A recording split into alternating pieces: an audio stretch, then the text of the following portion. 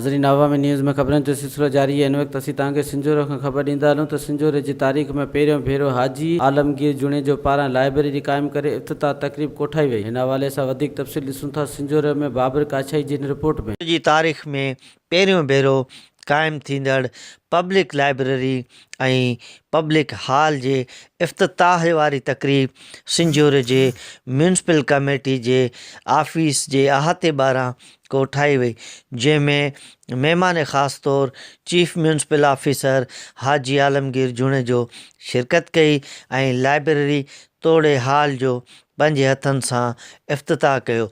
तक़रीब में मुख़्तलिफ़ सियासी, समाजी, मज़हबी, अदबी, कारोबारी, सहाफ़ती तंज़ीमुनि जे अॻुवाणनि, सिविल सोसाइटी जे नुमाइंदनि, अदीबनि, सुञाण धुरियुनि तोड़े शहरनि वॾे अंग में शिरकत कई।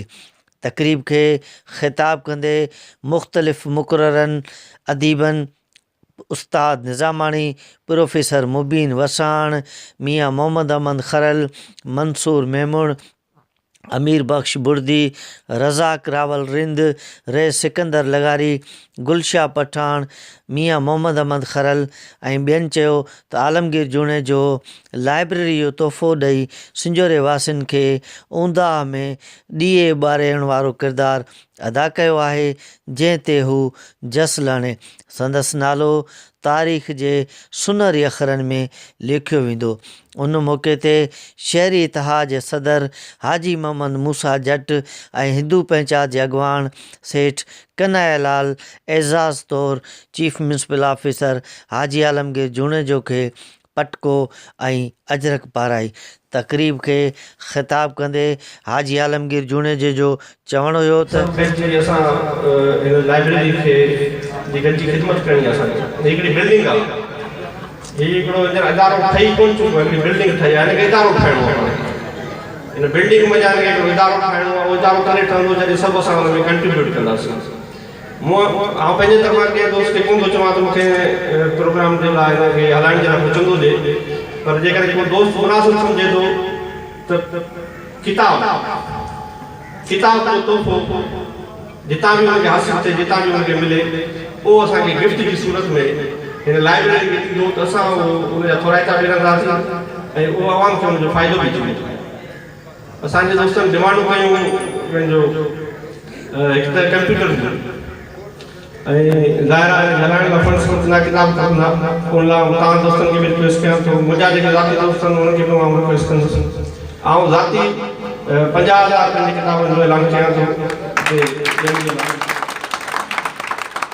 हिकिड़ो कंप्यूटर मुकमिल कंप्यूटर जेको उहो बि पंहिंजे ऐलान कयां।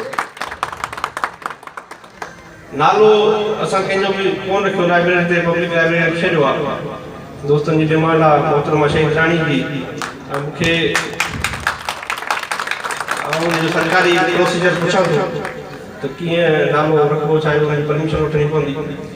मोहतरमा असां जेके हिस्ट्री में लीडर ॾिठा उहे असां किताबनि में पढ़िया, मोहतरमा वाइट लीडर जिनखे असां अखियुनि सां ॾिठा, उहा असांजे लाइ जान ॾेई वई।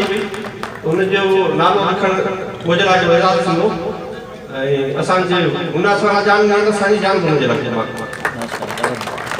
इंशाअल्लाह तव्हां सभिनी सां गॾिजी हिन मामले खे हलाईंदासीं। आख़िर में म्यूनसिपल कमेटी जे अकाउंट्स ऑफिसर ख़लील अहमद गोपांग आयल मुज़िज़ महिमाननि खे म्यूनसिपल कमेटी पारां भलीकार ऐं थोरो मञियो।